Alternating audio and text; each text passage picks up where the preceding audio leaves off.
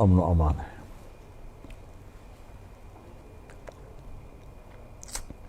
9/11 کے بہت بڑے حادثے کے نتیجے میں جو عالمی صورتحال بنی، ہم نے آنکھیں بند کر کے امریکہ اور مغربی دنیا کے اتحاد کی پیروی کر لی، اور آج بھی ہم پیروی ہی کر رہے ہیں۔ اب ان کی ترجیحات ظاہر ہے کہ مذہبی قوتیں، مذہبی ماحول ان کے لیے قابل قبول نہیں ہے، لیکن ہم نے چونکہ ریاست کا ساتھ دیا، ہمارے مدارس نے ریاست کا ساتھ دیا، ہماری تنظیموں نے ریاست کا ساتھ دیا، پارلیمنٹ میں آئے، ہم نے پولیٹیکل رول ادا کیا، اس کے باوجود وہ یہ سمجھتے ہیں کہ اس پولیٹیکل رول سے انہوں نے مذہبی اداروں کو بچایا ہے۔ یہ دنیا میں جو عالمی سطح پر ایک سوچ ہے کہ وہ مذہبی اداروں کو نقصان پہنچا رہے ہیں، ان کی وجہ سے وہ خطرہ بنتے ہیں، یہ ان کے اڈے ہیں، یہیں سے نکلتے ہیں، تشدد کا درس یہاں سے دیا جاتا ہے۔ تو اب دینی مدارس پر دباؤ، ان کے خلاف جو ہے جنگ۔ تو اس حوالے سے ہم بڑے شعوری طور پر سمجھتے ہیں کہ مدارس محافظ ہیں ہمارے تہذیب کی بھی اور ہمارے دینی علوم کے بھی۔ ان کو نہ ہمارا دینی علوم چاہیے نہ ہماری تہذیب چاہیے۔ اس کے لیے نئے نئے عناصر پیدا کیے گئے اور نئے نئے نعرے پیدا کیے گئے، اور اس میں چاشنیاں ڈالی گئیں، اور اس میں سارے جو صورتحال پیدا ہوئی، تو اس سے ہم گزرے ہیں گزشتہ 20-22 سالوں سے۔ لیکن آج بھی ہم وہیں کھڑے کیوں ہیں؟ میرا ریاست جو ہے وہ 2001 سے دہشت گردی کے خلاف جنگ لڑ رہا ہے۔ کئی معاہدے ہیں جو ان کے اور فوج کے درمیان میں نے کرائے ہیں۔ میں ایسے علاقوں میں ان خواہش پر امن کی تلاش میں ایسے علاقوں کو عبور کر چکا ہوں کہ جن نہیں گزر سکتے وہاں سے، لیکن کسی طریقے سے معاملہ ٹھیک ہو جائے۔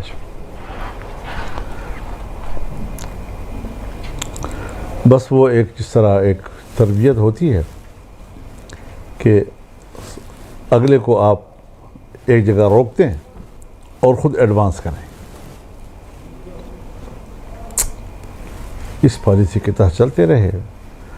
طاقت ان کے پاس، اختیار ان کے پاس، میڈیا ان کے پاس، جس طرح اپنے رویوں کی تعبیر اچھے الفاظ کے ساتھ اور معصوم انداز کے ساتھ پیش کریں، اور اگر آپ اسے اختلاف کریں تو آپ تو کسی کی عصمت پر حملہ کر رہے ہیں۔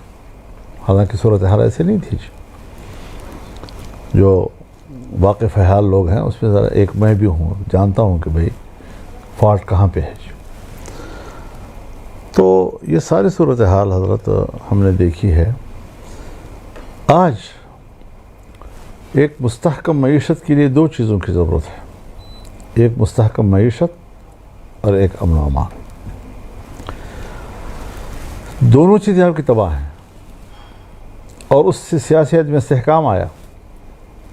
ہماری اسٹیبلشمنٹ یہ سمجھتی ہے کہ سیاسی عدم استحکام سے ہمارے مواقع جو ہیں وہ زیادہ ہمارے ہاتھ میں آتے ہیں ملک کے نظام پر کنٹرول حاصل کرنے کے لیے۔ تو سیاسی عدم استحکام جائے بلا سے، لیکن سیاسی استحکام تو چلا جائے گا، لیکن اس سے معاشی استحکام بھی تو جائے گا۔ پھر جب معاشی استحکام نہیں رہے گا تو امن و امان کا مسئلہ بھی تو پیدا ہوگا، لوگ بھوکے ہیں، پھر آپ کے خلاف ایک مستقل محاذ بنا ہوا ہے جو 2001 سے آپ ان کے خلاف مسلح جنگ لڑ رہے ہیں اور وہ آپ کے خلاف لڑ رہے ہیں. آج 2024 میں ہم جہاں کھڑے ہیں، ہر شہری وہ آپ سے پوچھتا ہے کس چیز کا آپریشن کریں گے آپ. میں تو 2002 سے آپ کے میزان آپریشن سے لے کر آخری ضرب عضب اور رد الفساد کے آپریشن تک میں نے گھر باہر چھوڑے ہیں. میں اپنے ملک میں مہاجر ہوا ہوں. مجھے تم نے مجبور کیا کہ میں صحراؤں میں خیموں میں رہوں. میری خواتین کو جو گھریلو خواتین ہیں، جو عزت پردی میں رہنے والی جو ہیں، جس نے کبھی گھر سے باہر کا ماحول نہیں دیکھا، تم نے ان عورتوں کو جو ہے بازاروں میں بھیک مانگنے پہ مجبور کیا. قبائل کو آپ نے بے عزت اور رسوا کر کے رکھ دیا. سوات کے لوگوں سے لے کر آپ کے پورے وزیرستان تک لوگوں نے گھر چھوڑ دیے. اور حضرت میں نے وہ کیمپ دیکھے ہیں جب سوات کے لوگ آئے اور مردان میں ان کو کیمپوں میں رکھا گیا. کتنے معزز گھرانوں کے لوگ ان خیموں میں بیٹھے ہوئے تھے. کیا ہم پاکستان میں اس ذلت کے لیے پیدا ہوئے ہیں کہ یا ہمارا مذاق جو ہے وہ دہشت گرد اڑائے اور یا ہمارا مذاق ہماری فوج ہمارے اڑائے؟ جس طرح ہمیں ہانکنا چاہے ہانکتے ہمیں. تو اب اس سے لوگ تنگ آ چکے ہیں. اب یاد رکھنا چاہیے نہ مارشل لا ان کے کام آئے گا، نہ ایمرجنسی ان کے کام آئے گی. ان کے ہاتھ سے حالات نکل چکے ہیں. ان کو ساری پالیسیوں پر اثر نہ سوچنا ہوگا. اس قیمت پر اب ملک نہیں چلے گا. اور یہ صاف کہہ دے کہ جس طرح ہم نے بنگال کو الگ کرنے کے لیے سن 65 سے حالات بنائے، بلکہ 58 سے ایوب خان کی حکومت آنے کے بعد، آج ہم دوبارہ 2 صوبوں کو ملک سے الگ کرنے کے لیے حالات بنا رہے ہیں. کیونکہ یہ تو ایک ملک نہیں ہے، اب صوبہ ہے اور بلوچستان ہے. تو اس سارے صورتحال کو گہری نظر سے دیکھنا ہوگا. جس نظر سے وہ یہ دیکھ رہے ہیں اس راستے پر منزل نہیں ہے. بَإِرَاقِ کہ تم روی بترکستان. آپ سمجھتے ہیں کہ میں حرم کے راستے پہ گامزن ہوں؟ نہیں، تم کسی اور راستے پہ گامزن ہو. اور میرا تجربہ یہ ہے کہ ان میں سیاسی حوالے سے معاملات کو طے کرنے کی صلاحیت نہیں ہے. یہ اداروں کو اپنے قبضے میں رکھنا چاہتے ہیں، پارلیمنٹ کو اپنے لونڈی بنانا چاہتے ہیں، سیاستدانوں کو ملازمین کی طرح رکھنا چاہتے ہیں. اور جس طرح وہ اپنی مجالس میں ان کا تذکرہ کرتے ہیں، جس تحقیر کے ساتھ ان کی تذکرہ کرتے ہیں، اب ظاہر ہے جی کہ اس حیثیت میں تو پاکستان کا کوئی شہری بننے کے لیے تیار نہیں ہے. تو ہمیں امن چاہیے. میں واضح اعلان کرتا ہوں کہ میری پارٹی عوام کے ساتھ ہے، امن کے متلاشی لوگوں کے ساتھ ہے. ہم جذباتی نہیں ہیں، ہم تخریب نہیں چاہتے، لیکن ہمارے پرامن ماحول کے اندر ایسے عناصر بھی نہ چھوڑے جائیں کہ جو آپ کو ہمارے پرامن جدوجہد کو تنقید کا نشانہ بنانے کے لیے مواد مہیا کرے. ان سے ہم نمٹ لیں گے، کوئی مسئلہ نہیں ہے. ہم پرامن لوگ ہیں، امن چاہتے ہیں. ہمارے لوگ اگر نکلے ہیں امن کے لیے نکلے ہیں، فساد کے لیے نہیں نکلے. اور اگر میں امن چاہتا ہوں اور اس کے باوجود میرے اندر کوئی ایسا عنصر ہے تو پھر اس پر بھی ذرا سوچنا پڑے گا کہ یہ کس کا فیڈ کیا ہوا ہے جی، کون اس کے پشت پر ہے، کون کی حوصلہ افزائی کر رہے ہیں. یہ ساری چیزیں ہمارے مد نظر ہیں. اتنے بھولے بالے ہم بھی نہیں ہیں. عوام کو دھوکہ دینے کے لیے سادہ اور معصوم الفاظ استعمال کر کے آپ سمجھتے ہیں کہ ہم قوم کو مطمئن کر لیں گے. ایسا نہیں ہے. ہم فوج کو بھی مضبوط دیکھنا چاہتے ہیں، لیکن صحیح راستے پر مضبوط کر کے اپنی قوم کو مارے، اپنے لوگوں کو مارے، اپنی قوم پر حکومت کرے، جبر کی حکومت کرے، مارشل لا کی حکومت کرے، ایمرجنسیاں لگوائے، نظام کو اپنے کنٹرول میں رکھے، الیکشنوں میں دھاندلیاں کرائیں، اپنی مرضی کی پارلیمنٹ بنائیں، اپنی مرضی کی سیاسی جماعتیں بنائیں، یہ حق ہم ان کو دینے کے لیے تیار نہیں ہیں۔ تو عوام میں جائیں گے، عوام بھرپور مظاہرہ کریں گے انشاءاللہ العزیز۔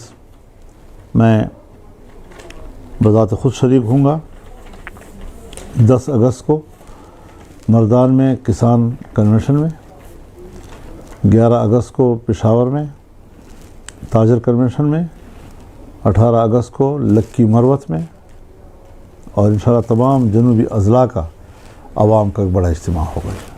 ہم ان کی طرف آگے بڑھیں گے اور اس کو آگے لے جائیں گے انشاءاللہ۔ اور اس میں کوئی پارٹی کا امتیاز نہیں ہوگا، یہ پبلک کی بات ہوگی، عوام ہوگی اس کے اندر۔ تو یہ ساری چیزیں ہیں۔ ہم انشاءاللہ العزیز 5 اگست کو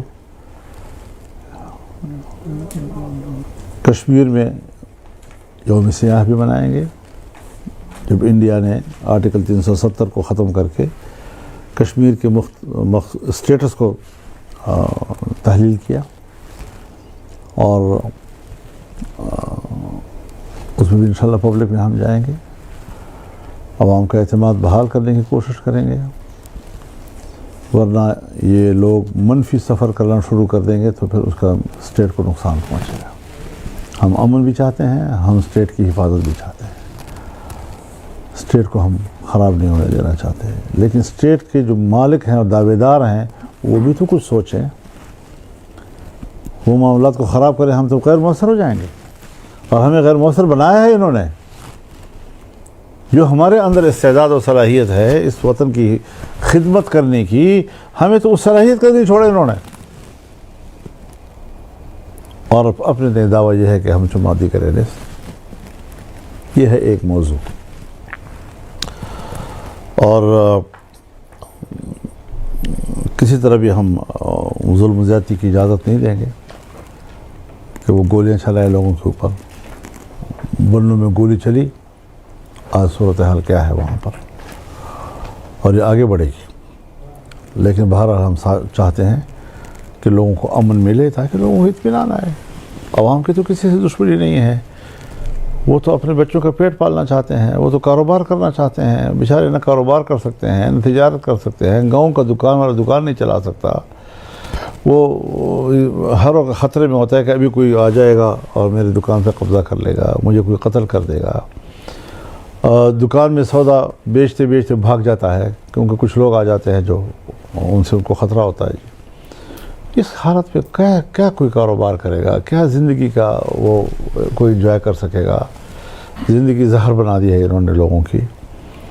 تو اس کا الزام صرف ایک فریق پر نہیں، جو فساد پیدا کرنا چاہتا ہے اس کا ایجنڈا تو واضح ہے، لیکن جس سے ملک کو امن دینا ہے اس نے 100 دفعہ سوچنا ہے کہ میرا کردار اور میری ذمہ داری کیا ہے۔ ہمارے اسٹیٹ کے ادارے ایک ذمہ دار اسٹیٹ کا کردار ادا نہیں کر رہے ہیں، اور پتہ نہیں کس کی سیاست کر رہے ہیں، یہ ابھی تک ہمیں سمجھ میں نہیں آ رہا۔ تو یہ ہے ساری صورتحال۔ دوسری بات یہ ہے جی کہ جو پی ٹی آئی کے ساتھ ہماری بات چیت چل رہی تھی، اور انہوں نے ایک کمیٹی اناؤنس کی، مذاکرات کی، تو جمعیت علماء اسلام بھی ایک کمیٹی اناؤنس کر رہی ہے جو ان کے ساتھ بات چیت کرے گی، اور اس کمیٹی کے کنوینر ہوں گے کامران مرتضیٰ صاحب۔ ان کی جو اراکین ہوں گے وہ جمعیت علماء اسلام کے صوبہ خیبر پختونخوا اسمبلی کے پارلیمانی لیڈر مولانا لطف الرحمان ہوں گے صاحب، ہمارے سابق ایم پی اے مولانا فضل غفور ہوں گے، اور جمعیت کے جو مرکزی ترجمان ہیں اسلم غوری صاحب ہوں گے، اور ہمارے جو مرکزی ناظم ہیں مولانا امجد خان صاحب لاہور سے، ان پر مشتمل ہم نے کمیٹی اناؤنس کر دی ہے، اور وہ انشاءاللہ باہمی مشاورت سے مذاکرات کی حکمت عملی طے کریں گے، اور پھر ان کا ایک باہمی ملاقات کا شیڈول طے کر لیا جائے گا انشاءاللہ العزیز۔ جی بسم اللہ۔ آپ نے بہت ساری دریا کو کوزے میں بند کیا، آپ کی باتوں میں دو چیزیں آئی ہیں، آپ نے بہت دفعہ ایمرجنسی کا ذکر کیا، آپ نے 4 سے 5 دفعہ وہ ماشاء اللہ کا ذکر کیا۔ ملک کے معروضی سیاسی حالات جو ہے، اس کو آپ کیسے دیکھتے ہیں کہ کیا آپ سمجھتے ہیں کہ حالات اس طرف وہاں پہنچ چکے ہیں؟ یہ جو باتیں میڈیا میں آتی ہیں، یہ اس لیے بھی آتی ہیں کہ وہ رائے عامہ معلوم کرنا چاہتے ہیں۔ میں ایک بات بڑی وضاحت کے ساتھ کہنا چاہتا ہوں کہ اگر کوئی مارشل لا کا سوچ رہا ہے یا کوئی ایمرجنسی کا سوچ رہا ہے، ماضی کے مارشل لاؤں پر قیاس نہ کریں، ہم پھنس جائیں گے بہت بری طرح سے، اور اسٹیٹ اور زیادہ کمزور ہو جائے گا، ادارے ختم ہو جائیں گے ملک کے لیے۔ تو پھر ظاہر ہے جی کہ عوام جب لا تعلق ہو جاتے ہیں ایک نظام کے ساتھ، تو پھر یہ فلسفہ تو کسی کام کا نہ رہے گا نا جی، کہ قوم فوج کے ساتھ کھڑی ہو جائے، یہ ختم ہو جائے گی بات۔ تو ہم ریاست کے ساتھ کھڑے ہیں، لیکن ریاست کو بھی تو ذرا صحیح سلیقے کے پالیسی بنانی چاہیے نا جی۔ حضرت پہلی دفعہ ہو رہا ہے کہ ہم دیکھ رہے ہیں کہ ایک نیا ایلیمنٹ، ایک نئی قوت جو ہے وہ اپنا اثر و رسوخ دکھا رہی ہے، وہ ہے عدلیہ کی۔ اس سے پہلے پاکستان کی تاریخ میں کبھی ایسا نہیں ہوا کہ ایکٹیو وہ طریقے سے بالکل وہ ون سائڈ وہ فیصلہ کیا جائے، جو تاثر کا ماحول بن رہا ہے۔ آپ کا بڑا تجربہ ہے، آپ بڑا بہتر اس سارے معاملے کو آپ وہ دیکھتے ہیں، تو یہ جو محاذرائی یہ والی عدلیہ والی شروع ہوئی ہے، اس کے بارے میں کیا کہتے ہیں؟ ابھی اس پر کوئی ہم حتمی رائے نہیں دے سکتے، اور سی اینڈ ویٹ کی پالیسی ہماری رہے گی جی۔ مولانا صاحب، آپ بار بار ریاستی اداروں کی بات کرتے ہیں، اس وقت پولیٹیکل حکومت موجود ہے، نون لیگ، پیپلز پارٹی وغیرہ، آپ سمجھتے ہیں کہ پیپلز پارٹی اور نون لیگ بے بس ہیں؟ بے بس تو ہیں، پھر اس میں بحث کرنے کی کیا ضرورت ہے؟ یعنی ان بیچاروں کے پاس ہے کیا؟ تو میں تو اسی لیے خیر خواہی میں کہتا تھا کہ بھائی مسلم لیگ والا آپ کر کیا رہے ہیں ان حالات میں؟ آپ کیوں حکومت لے رہے ہیں؟ آپ کو اپوزیشن بیٹھنا چاہیے۔ تو بس وہ شاید اپنے حالات کے تحت سمجھ رہے تھے کہ ہمیں یہ ذمہ داری لے لینی چاہیے، لیکن وہ ذمہ داری راست نہیں آ رہی ان کو جی، مشکلات میں پڑ گئے وہ بھی۔ آپ نے دو صوبوں کی بات کی سر، کے پی کے اور بلوچستان کی آپ نے بات کی، وہاں پہ 2 جمہوری حکومتیں موجود ہیں، تو ان سارے حالات میں ان دونوں حکومتوں کا کردار کیا ہے؟ آپ کیا سمجھتے ہیں وہ دونوں ناکام ہو گئی ہیں؟ دیکھیے میں آپ سے عرض کروں، یہ لفظ حکومت جو ہے نا یہ بہت بڑا لفظ ہے، اور جب آپ اس پر بحث کرتے ہیں تو لفظ حکومت کو ایک بہت بڑی قوت سے تعبیر کرتے ہیں۔ میں پورے ملک کے الیکشن کی بات کرتا ہوں بشمول خیبر پختونخوا کی، مینڈیٹ وہاں بھی نہیں ہے۔ ایک مثبت بات جو پی ٹی آئی کی طرف سے آئی ہے جس کو میں شیئر کرنا چاہتا ہوں آپ کے ساتھ، پیپلز پارٹی کی حکومت تھی سندھ میں، اور سندھ حکومت کے لیے وہ کسی قیمت پر اسمبلیوں سے مستعفی ہونے کی تجویز قبول نہیں کر رہے تھے، لیکن پی ٹی آئی ہر چند کی ان کی حکومت کے پی میں ہے، تب بھی وہ استعفوں کی بات پہ آ گئے ہیں اور کا بربنا کہہ رہے ہیں کہ ہاں نئے الیکشن ہونے چاہیے اور اسمبلیاں تحلیل کر دی جائیں۔ تو یہ ایک ان کی طرف سے جو اس وقت ایک ملکی سیاست میں میں اس کو ایک مثبت پیش رفت سمجھتا ہوں کہ انہوں نے ہمت کی ہے کہ اپنی ایک حکومت ہونے کے باوجود کہتے ہیں کہ اثر نو الیکشن ہونے چاہیے۔ اور صاحب آپ کا ماضی میں نون لیگ کے ساتھ خصوصاً بہت زیادہ قربت رہی ہے، یہ جو ابھی پی ٹی آئی پر پابندی کی ایک بات سامنے آئی اور اس کے اوپر بہت سی باتیں آ رہی ہیں، آپ خود ایک بڑا اثر رسوخ رکھتے ہیں سیاسی جماعتوں کے اندر بھی، خصوصاً قائدین کے ساتھ، کیا آپ کی طرف سے یہ بات میاں صاحب تک پہنچی ہے کہ اس طرح کا جو فیصلہ ہے یہ غیر سیاسی ہے، یہ سیاسی قوتوں کو مزید کمزور کرے گا، یا اس طرح کی کوئی بات؟ اور دوسرا کیا آپ یہ سمجھتے ہیں کہ اگر اس تناظر میں، اس صورتحال میں نئے الیکشن ہوتے ہیں تو وہ نئے الیکشن جو ہے واقعی مسائل کا حل بنیں گے یا پھر مزید مسائل بنیں گے؟ بالکل، فوج لاتعلق رہ جائے خیر خیریت ہو جائے گی. ایک عوام کی حقیقی معنوں میں نمائندہ حکومت ہو، پبلک سمجھے کہ اسمبلی میں جو بیٹھا ہوا ہے میرا نمائندہ ہے.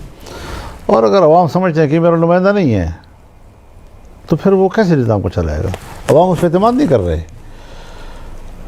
تو یہ چیزیں ہونی چاہیے کہ پبلک جو ہے اس کو اپنے نمائندوں پہ اعتماد ہونا چاہیے، اپنے پارلیمان پہ اعتماد ہونا چاہیے، قومی اسمبلی پہ، صوبائی اسمبلی پہ اعتماد ہونا چاہیے. اور میں ایک اور بات بھی عرض کرنا چاہوں گا آج آپ کی گفتگو میں کہ الیکشن ایک دن ہوئے ہونے چاہیے، چاہے وہ قومی صوبائی اسمبلی کا ہو چاہے بلدیات کا ہو.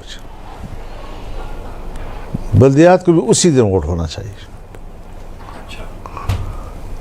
یہ جو ہمارے ہاں بلدیاتی حکومتیں بن جاتی ہیں، پھر وہ جب جس کی حکومت ہوتی ہے اس کی تابع چلتی ہیں، تو اس کو بھی ہمیں اس لائن میں لانا چاہیے کہ کوئی اس پر اثر انداز نہ ہو. اور دوسری میری ایک تجویز ہوگی جو زائد ابھی تک شاید اس کو اتنی پختگی نہیں ہوئی لیکن ہونی چاہیے، اس پہ بات ہونی چاہیے کہ یہ جو ہمارے ہاں نگران حکومت کا تصور ہے اس کو ختم ہو جانا چاہیے. جیسے انڈیا میں ہوتا ہے. ہاں، پوری دنیا میں ہوتا ہے. اور یہ بات حضرت میں آپ کو بتا دوں کہ 1977 میں جب ذوالفقار علی بھٹو صاحب کے ساتھ پی این اے کی قیادت کی گفتگو ہو رہی تھی تو اس اصول پر انہوں نے بھی ان پہ اصرار نہیں کیا تھا کہ آپ مستعفی ہو جائیں اور عبوری حکومت وہ ہے وہ الیکشن کرائے. انہوں نے پھر اصرار نہیں کیا اور بلکہ یہ مطالبہ واپس لے لیا تھا انہوں نے کہ آئین کا تقاضا جو ہے اس کے مطابق چلنا چاہیے ہمیں. اگر ہم وقتی ضرورت کے لیے کہیں کہ آئین میں ترمیم کرو تو یہ شاید پھر ایک عجیب سا مثال بن جائے گی اس کے لیے. اب تو آئین کو مذاق بنایا گیا ہے.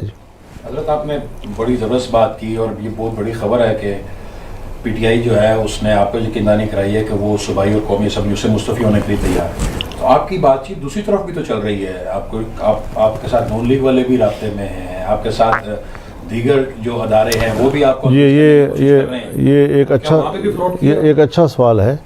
عمومی طور پر یہ سوال ہوتے رہتے ہیں. میں آپ کے اس سوال کا فائدہ اٹھاتے ہوئے یہ بتانا چاہتا ہوں کہ دیکھیے، آپ باقی پارٹیوں کی بات نہ کریں. باقی پارٹیوں کے ساتھ ہمارے تعلقات جس طرح نارمل تعلقات ہوتے ہیں، چلتے رہتے ہیں. کسی زمانے میں پی این اے اور پیپلز پارٹی کے درمیان تلخ حالات پیدا ہوئے اور وہ کوئی 73 کے بعد سے لے کر پھر 77-78 تک چلتے رہے. اس کے بعد یا اس سے پہلے سیاسی جماعتیں ہوتی ہیں، منشور الگ ہوتے ہیں، اختلاف رائے ہوتا ہے، لیکن تعلقات نارمل ہوتے ہیں. اب مسلم لیگ ہے، وہ الگ پارٹی ہے، ہم الگ پارٹی ہیں. پیپلز پارٹی ہے، وہ الگ پارٹی ہے، ہم الگ پارٹی ہیں. اے این پی ہے، وہ الگ پارٹی ہے، ہم الگ پارٹی ہیں. محمود خان ہے، وہ الگ جماعت ہے، ہم الگ جماعت ہیں. مینگل صاحب ہیں، وہ الگ جماعت ہے، ہم الگ جماعت ہیں. ایم کیو ایم ہے، وہ الگ جماعت ہے، ہم الگ جماعت ہیں. لیکن کوئی تلخیاں نہیں ہیں، آپس میں تلخیاں نہیں ہے. اختلاف رائے ہے اور نارمل اختلاف رائے. پی ٹی آئی کے حوالے سے یہ سوچیں کہ ان کے درمیان اور ہمارے درمیان 10-12 سال تلخ تعلقات رہے ہیں. ان کو صرف نارملائز کرنا ہے، معمول پہ لانے والے تعلقات کو ایک معمول پر لانا کہ اختلاف بھی ہو لیکن اس میں جو شدت ہے. تو اس کے لیے ہم یہ سوچتے ہیں کہ جو جمعیت علماء اسلام کے تحفظات تھے، ہم نے جس وجہ سے ان سے اختلاف رائے کیا تھا، ان تحفظات کو دور کیا جائے اور اس پر انہوں نے آمادگی ظاہر کر لی ہے. لیکن اس کے حدود کا تعین جو ہے وہ مذاکرات کے ذریعے کر لیا جائے گا. ہم بھی اپنے تحفظات پیش کریں گے اور پھر ان کو ایک بڑے باعزت باوقار انداز کے ساتھ، اگر یہ مرحلہ ہمارا گفتگو کے ذریعے سے، مذاکرات کے ذریعے سے طے ہو جاتا ہے تو پھر وہ پی ٹی آئی رہے گی، ہم جے یو آئی رہیں گے. لیکن وہ جو ایک شدت اور تلخی والا ایک ماحول تھا اس سے ہم نکل سکیں گے انشاءاللہ العزیز. مولانا صاحب، عمران خان کے اوپر جو مقدمات بنائے گئے تھے، عدالتوں سے جو سزائیں ملی، ان سب میں وہ ضمانت پہ ہو گئے یا پھر مقدمات ختم ہو گئے. اب ان کا سٹیٹس قیدی سے حوالاتی کا ہو گیا ہے. ضمانت ہو سکتی ہے. آپ کا مطالبہ کریں گے کہ مزید مقدمات نہ بنیں, ان کی رہائی؟ میں حضرت کسی سیاستدان کے اوپر مقدمے دائر کرنا, ان کو جیلوں میں رکھنا قید و بند کر کے, میں تو الیکشن سے پہلے آپ کو یاد ہے کہتا رہا کہ اب تو عمران خان کے ساتھ میں اس لیے بھی لڑنا نہیں چاہتا کہ میرا وہ مخالف ہے, وہ جیل میں ہے, میں باہر ہوں. تو میں تو سیاستدان ہوں, سیاسی آدمی ہوں, جو مراعات اپنے لیے پسند کرتا ہوں وہی دوسرے سیاستدان کے لیے پسند کرتا ہوں. تو یہ جو شدت کا عنصر جب آ جاتا ہے تو یہ تو ملک کو نقصان پہنچاتا ہے جی. اب بعض چیزیں جب عدالت میں ہوتی ہیں تو میں عدالت کو نہیں چھیڑتا جی. میں نے ہمیشہ کہا ہے کہ یہ معاملہ چونکہ عدالت میں ہے, میری خواہش یہ ہو سکتی ہے لیکن اب فیصلہ تو عدالت نے کرنا ہے جی. اب عدالت کے فیصلے سے ہمیں اتفاق بھی ہوگا, بعد میں اختلاف رائے بھی ہوگا, وہ اپنی جگہ پر ہے. تو یہ چیزیں ذرا ہمیں کرنی ہوں گی. اور آخری بات میں یہ کروں گا کہ ہم بار بار یہ کہہ چکے ہیں کہ غزہ کے فلسطینی مسلمانوں کے لیے عالمی سطح پر امداد کی ضرورت ہے, اور اس وقت بہت مشکل میں جا رہے ہیں. ان کی استقامت کو سلام, ان کی قربانیوں کو سلام, لیکن پھر بھی انسان ہے, انسانی ضرورتیں رکھتے ہیں. تو اس کے لیے پوری قوم سے ایک بار پھر اپیل ہے کہ ان کی مالی مدد کے لیے حرکت میں آئیں. اور ہم وہاں جا کر تو ایسا ماحول نہیں ہے کہ ان کے ساتھ میدان جہاد میں شریک ہو جائیں, لیکن ہم اگر سیاسی سپورٹ دے سکیں, مالی سپورٹ دے سکیں تو یہ ان کا ہمارے اوپر حق ہے, اور ہم اس طرح ان کی جہاد میں شریک ہو سکتے ہیں. بہت بہت شکریہ آپ حضرت.